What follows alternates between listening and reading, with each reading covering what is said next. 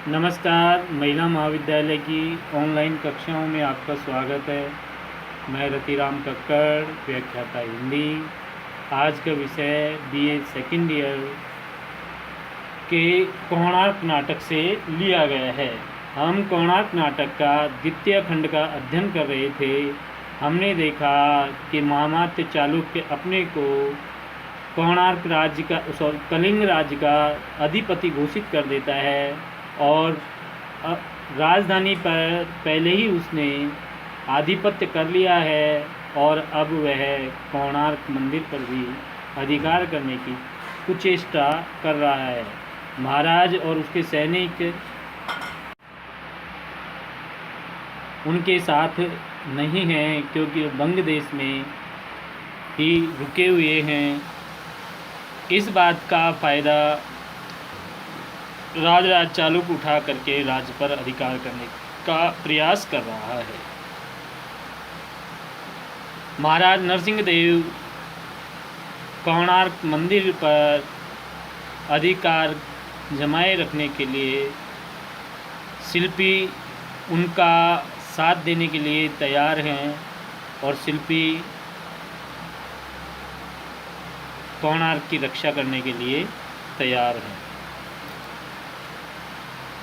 तो नरसिंह देव कहते हैं कि रातों रात जा कर के हम जगन्नाथपुरी के मंदिर के अधिष्ठाता से सहायता लेंगे और सहायता लेकर के क्या है कि दोनों तरफ से सवेरे धावा बोल देंगे और कोणार्क की रक्षा करने के लिए धर्मपद है ही।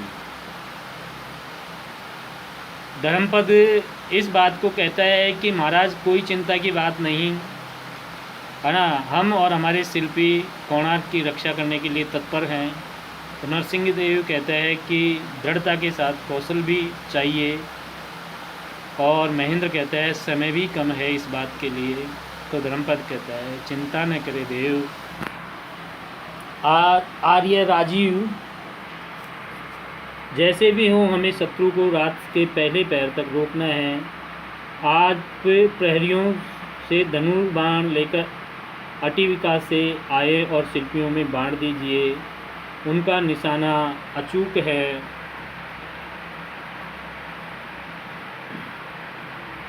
सधा हुआ है। राजीव कहता है अवश्य और अभी जाता हूँ, ऐसे कहकर के वो चले जाता है। धर्मपद और आप भास्कर जी प्राचीर, भास्कर कहते हैं प्राचीर के पाषाण खंडों का जिम्मा मैं लेता हूँ। धर्मपद कहते हैं ये चारों प्रतिहारीगण सिंह द्वार पर शिल्पियों के साथ व्यूहरचना की रचना करेंगे। प्रतिहारियों का प्रस्थान मैं शीघ्र ही बाहर जाकर शिल्पियों और मजदूरों की टोलियों में बांटता हूँ। तीसरे शिल्पी से गजाधर जी आप अस्त्रों को एकत्र कीजिए। तो गजाधर भी कहता है कि मैं अभी जाता हूँ। युद्ध की पूरी तैयारी हो रही है और चारों तरफ से कोणार्क को सुरक्षित करने के लिए धर्मपद एक प्रकार से सेनापति का कार्य कर रहा है और सभी जो प्रतिहारी हैं उनको अपने अपने कार्य बांट रहे हैं। धर्मपद आगे कहता है कि और आर्य सौम्य श्री आप, तो सौम्य कहता है कि मुझे केवल नाट्याचार्य न समझो। धर्मपद का आर्य आप विशु के साथ नृत्य मंडली की सहायता से घायलों की शुश्रूषा का भार लीजिए क्योंकि युद्ध होगा और युद्ध अवश्यंभावी है। तो क्या है कि कुछ लोग घायल जरूर होंगे और घायलों की सेवा करने का कार्य आप लीजिए। और नरसिंह देव कहता है कि और तुम धर्मपद आज्ञा हो तो मैं नट मंदिर की छत का निर्देशन करता रहूँगा। तो नरसिंह देव कहता है कि ये निश्चित मान लीजिए कि शत्रु के बाण उधर ही आएंगे। तो धर्मपद कहता है कि उसके लिए मैं प्रस्तुत हूँ महाराज। तो नरसिंह देव कहता है धर्मपद आचार्य विशु ने तुम्हें आज महाशिल्पी का पद दिया है और हम तुम्हें कोणार्क का द्रुपति बनाते हैं। इस प्रकार से समस्त घटना में कि धर्मपद आज कोणार्क का द्रुपति है और कोणार्क की रक्षा का भार उसके ऊपर है।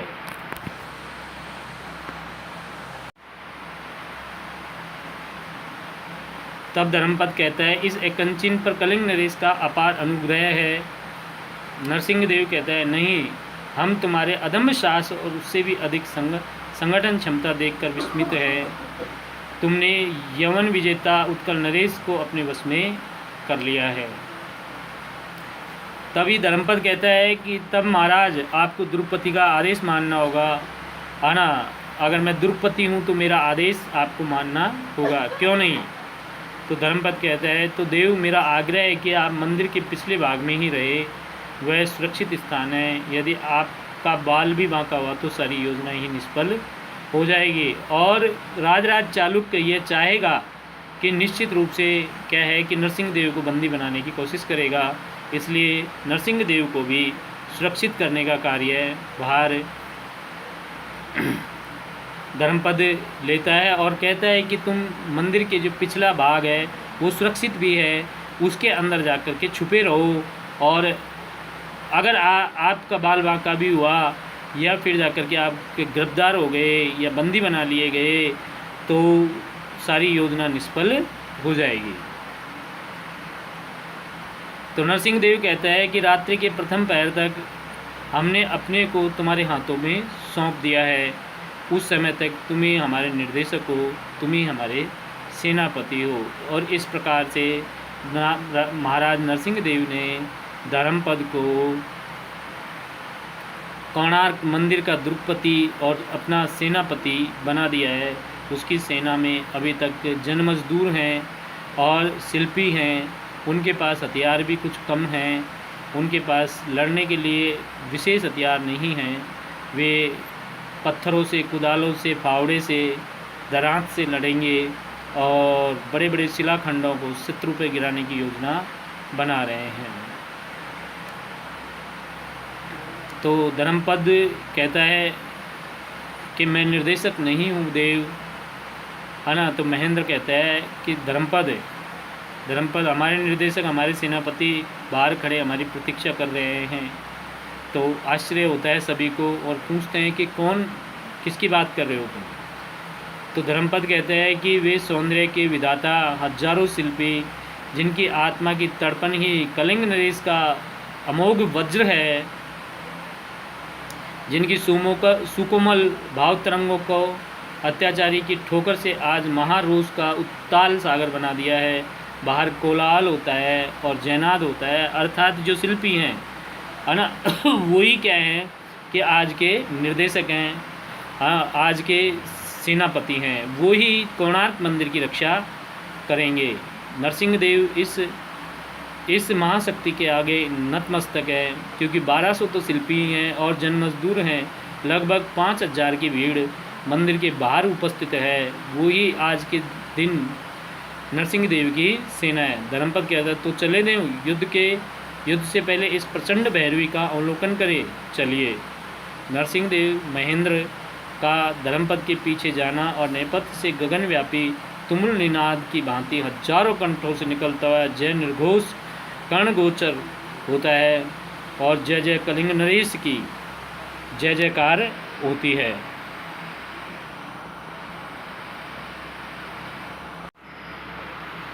कलिंग नरेश की जय जयकार का स्वर चारों दिशाओं में गूंज उठता है, जय जय जय, कोणार्क दुर्ग की जय जय जय।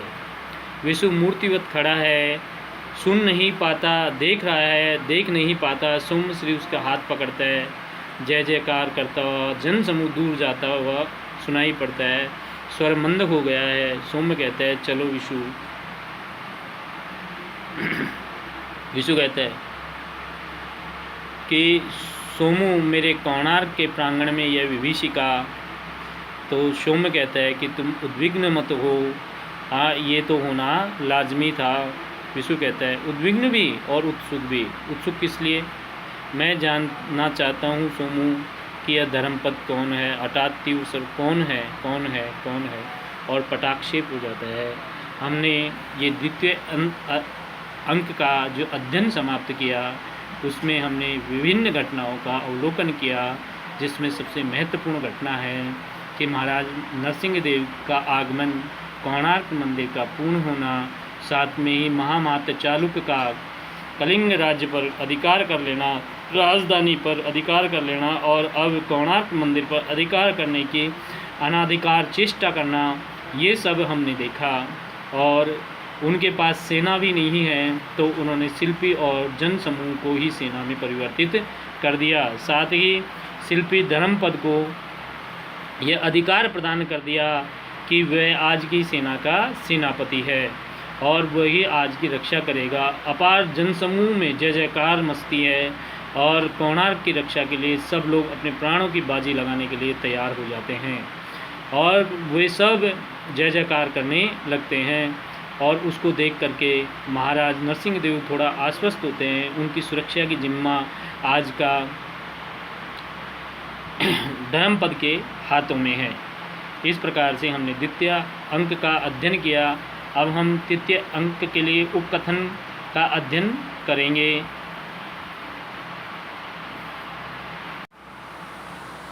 उपकथन वही जीना अंधकार है, क्योंकि नाटक की विशेषता ये है कि नाटक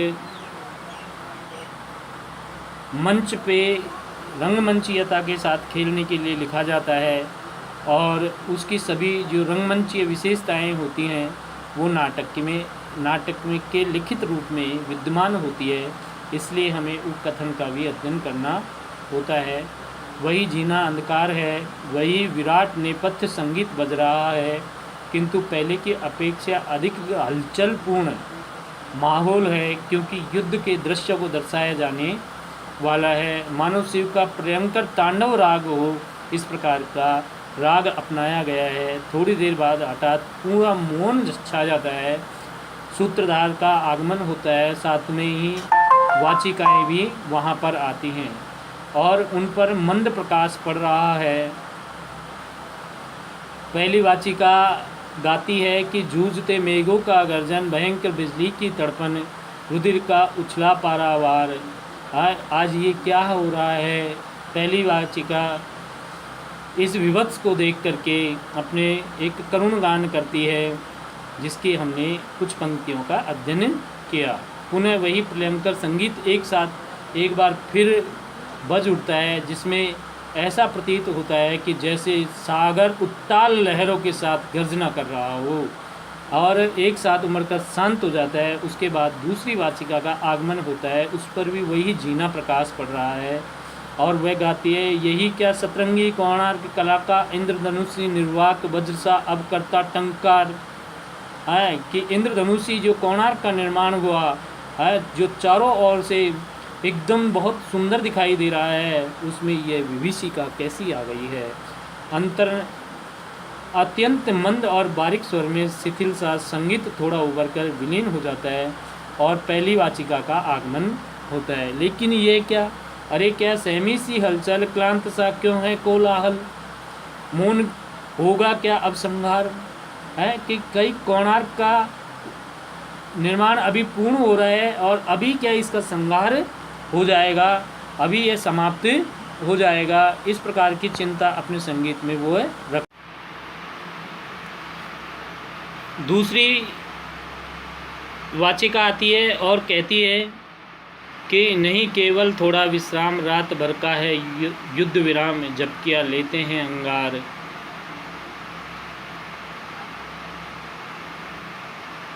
कि युद्ध के जो अंगारे हैं वो इस वक्त झपकियाँ ले रहे हैं।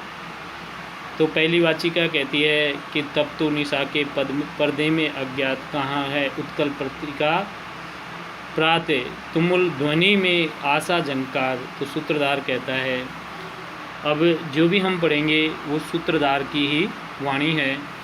देखते हैं, वहीं जहाँ सागर तटवर्ती लहरों को चीर एक नौका पूरी नगरी की ओर तेजी से चली जा रही है।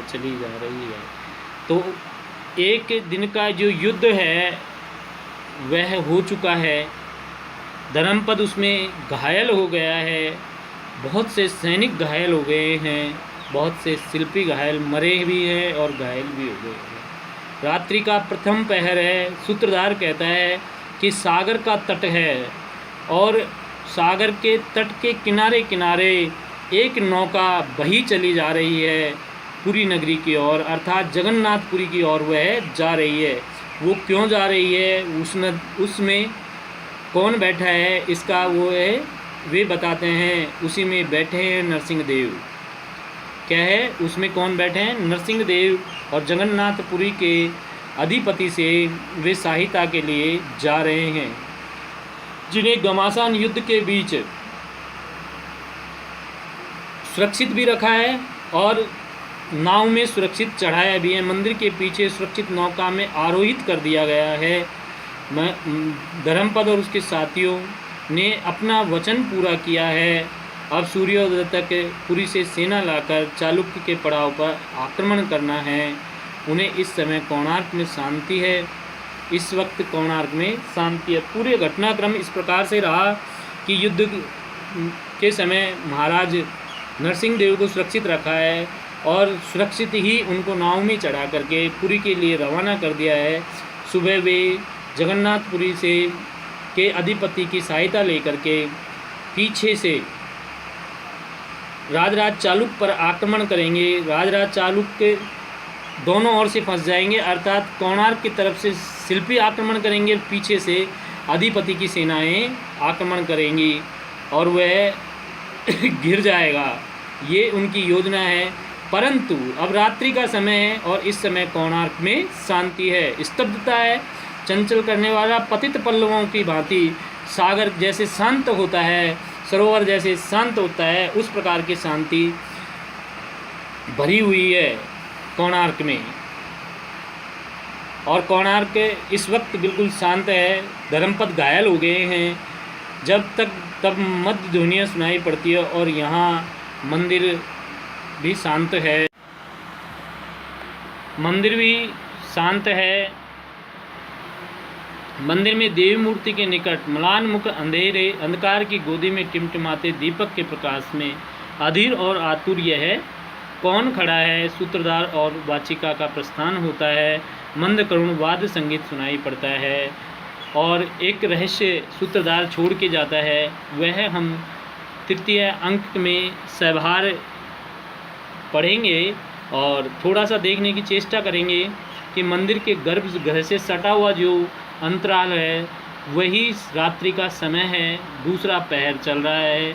महाराज नरसिंह देव पुरी के लिए रवाना हो गए हैं और गर्भगृह के कपाट बीच में हैं और बंद हैं। दीपक के मंद प्रकाश में बाईं ओर स्तब्धता के साथ एक मूर्ति की ओर निर्निमेष देखता हुआ विशु दिखता है, अर्थात जो सूत्रधार ने हमें बताया था कि वहाँ कौन खड़ा है, वे हैं विशु।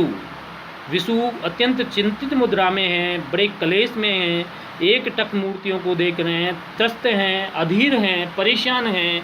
एक मुट्ठी बंधी हुई है, कंधे पर उत्तरीय है पर वो थोड़ा उतरा हुआ है, वो परेशान हैं और वे सोचते हैं कि मतलब मेरे जो कोणार्क मंदिर है उसमें इस तरीके की विभीषिका क्यों हुई। वो चिंतित हैं कि जो धर्मपद अभी मंदिर की रक्षा के लिए आए हैं सामने, वो घायल अवस्था में, आखिर वह कौन है। उनके घायल होने पर उसके मन के अंदर ऐसी दुर्गम पीड़ा क्यों मची हुई है। वो इन सारी चिंताओं से घिरे हुए इस वक्त रात्रि के दूसरे पैर में खड़े हुए हैं। वे सोमश्री से बात करेंगे या सोमश्री वहाँ पर आएंगे, तब उन्हें पता चलेगा कि वो उनकी चिंताओं का निर्वाण होगा। क्योंकि उन्हें पता लगा है कि सोमश्री ने दिन में जो युद्ध हुआ उसमें गजब का पराक्रम दिखाया है, गजब का युद्ध कौशल दिखाया है। एक शिल्पी में इस तरीके का युद्ध कौशल और राज्य के प्रति इतनी जो भावना, रक्षा की, राज्य की भावना है, वो कहाँ से भर गई है। वो विभिन्न प्रकार के प्रश्नों में उलझे हुए हैं और साथ ही वो सोच रहे हैं कि सुबह क्या होगा, किस प्रकार से कोणार्क के मंदिर की रक्षा होगी, क्या महाराज नरसिंह देव को जगन्नाथपुरी के अधिपति से सहायता प्राप्त होगी और वे लोग सब मिल करके कोणार्क की रक्षा कर पाएंगे। इस प्रकार की चिंताओं में वो घिरा हुआ इस वक्त खड़ा है और उसके साथ में कोई नहीं है। रात्रि का दूसरा पहर है, गर्भगृह के कपाट बंद हैं और अभी कुल मिलाकर के वहाँ पर शांति है। और हम इस प्रकार से द्वितीय अंक का अध्ययन समाप्त करते हैं। कल हम तृतीय अंक का अध्ययन करेंगे। जय हिंद, जय भारत।